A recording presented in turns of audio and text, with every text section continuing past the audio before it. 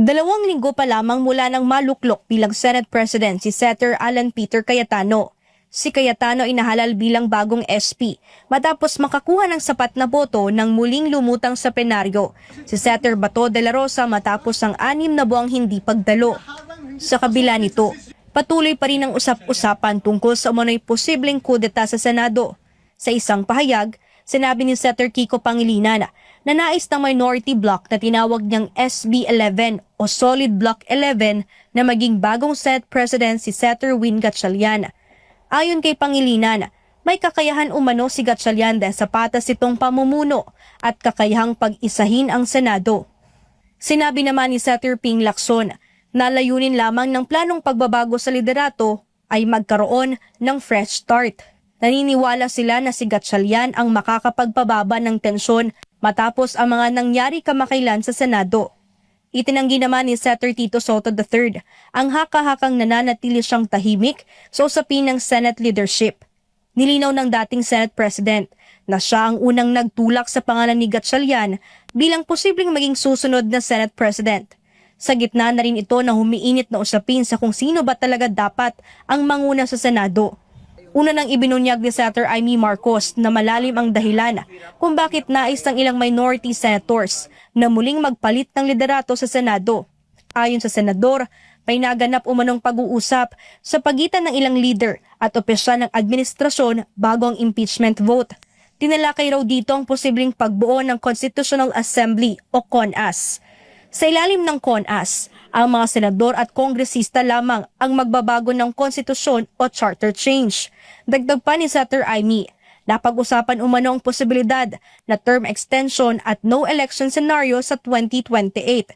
Kung matutuloy, mapapahabang termino ng Marcos Jr. government na may tapat 6 na taon lamang na panunungkulan base sa konstitusyon. Wala pa rin kumpirmado kung sino talagang mga senador mula sa mayorya yung lilipat sa Senate minority, pero alaman naman natin na umuugong talaga yung 3 pangalan ng mga senador mula sa mayorya.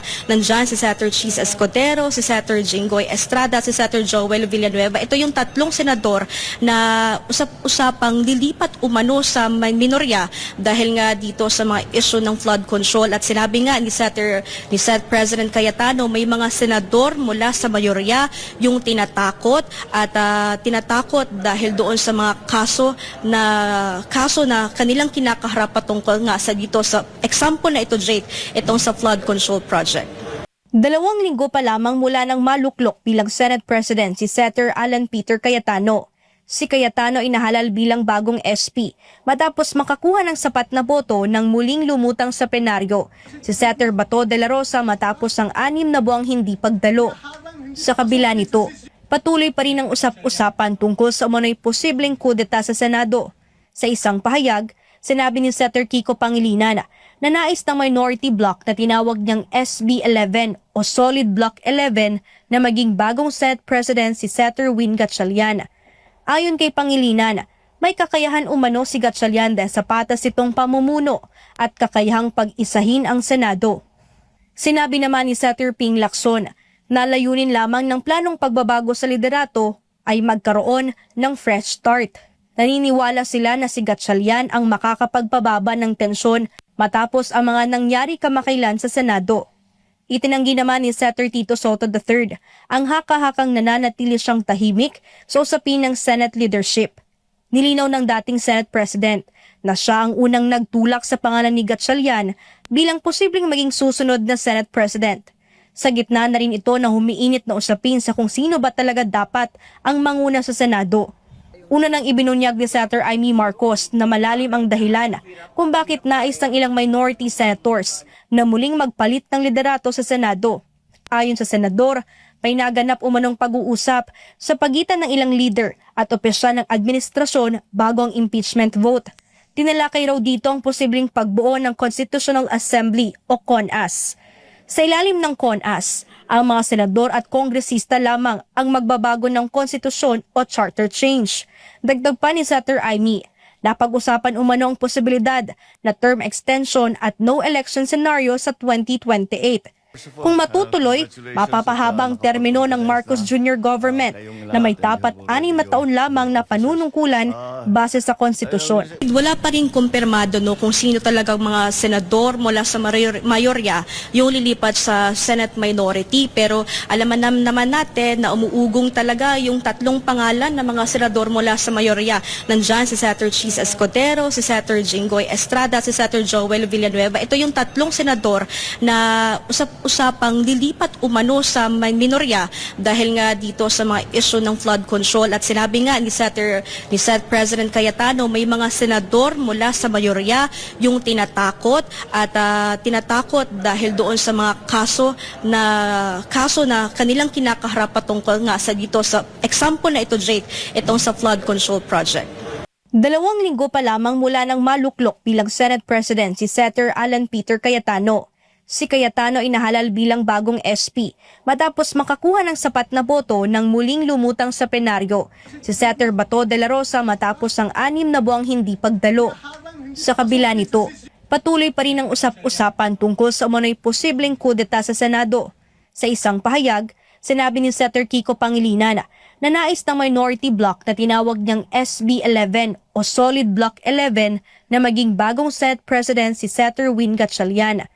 Ayon kay Pangilinan, may kakayahan umano si Gatchalian dahil sa patas itong pamumuno at kakayahang pag-isahin ang Senado. Sinabi naman ni Senator Ping Lacson na layunin lamang ng planong pagbabago sa liderato ay magkaroon ng fresh start. Naniniwala sila na si Gatchalian ang makakapagpababa ng tensyon matapos ang mga nangyari kamakailan sa Senado. Itinanggi naman ni Senator Tito Soto III ang haka-hakang nananatili siyang tahimik sa usapin ng Senate leadership. Nilinaw ng dating Senate President na siya ang unang nagtulak sa pangalan ni Gatchalian bilang posibleng maging susunod na Senate President. Sa gitna na rin ito na humiinit na usapin sa kung sino ba talaga dapat ang manguna sa Senado. Una nang ibinunyag ni Senator Amy Marcos na malalim ang dahilan kung bakit nais ng ilang minority senators na muling magpalit ng liderato sa Senado. Ayon sa senador, may naganap umanong pag-uusap sa pagitan ng ilang leader at opisyal ng administrasyon bago ang impeachment vote. Tinalakay raw dito ang posibleng pagbuo ng Constitutional Assembly o CONAS. Sa ilalim ng CONAS, ang mga senador at kongresista lamang ang magbabago ng konstitusyon o charter change. Dagdag pa ni Senator Amy, napag-usapan umano ang posibilidad na term extension at no election scenario sa 2028. Kung matutuloy, mapapahabang termino ng Marcos Jr. government na may tapat 6 na taon lamang na panunungkulan base sa konstitusyon. Wala pa rin kumpirmado kung sino talagang mga senador mula sa mayorya yung lilipat sa Senate minority, pero alaman naman natin na umuugong talaga yung tatlong pangalan ng mga senador mula sa mayorya.